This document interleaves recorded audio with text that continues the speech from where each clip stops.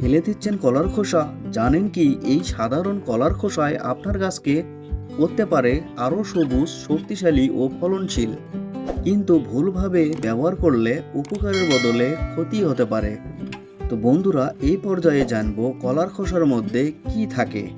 কলার খোসায় প্রচুর পটাশিয়াম, কিছু phosphorus, calcium ও magnesium থাকে, যা গাছের শিকড় শক্তিশালী করতে সাহায্য করে, পাতাকে সবুজ সতেজ রাখতে সহায়তা করে, ফুল ফল ধরার ক্ষমতা বাড়াতে ভূমিকা রাখে, মাটির জৈব উপাদান বৃদ্ধি করে।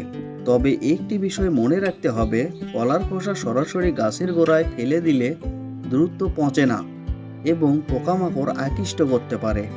সবচেয়ে ভালো উপায় হলো কলার খোসা ছোট ছোট টুকরো করে মাটির নিচে পুঁতে দেওয়া অথবা শুকিয়ে গুঁড়ো করে ব্যবহার করা।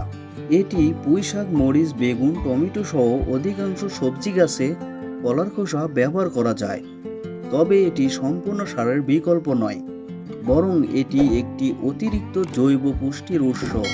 কিভাবে আপনারা কলার খোসা ব্যবহার করবেন, তো চলুন জেনে নিই। প্রথমে টবের মাটি কাঁচি দিয়ে আলগা করে নিতে হবে। খেয়াল রাখতে হবে যেন শিকড় কেটে না যায়। এবার একটি গাছের জন্য দুটি শুকনা কলার খোসা নিন।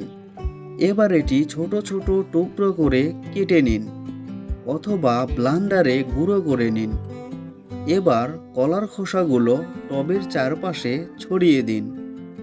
এরপর খোসাগুলো মাটি দিয়ে ঢেকে দিন। এবার হাফ চামচ হলুদ ও 1 লিটার পানিতে মিশিয়ে গাছের গোড়ায় দিয়ে দিন।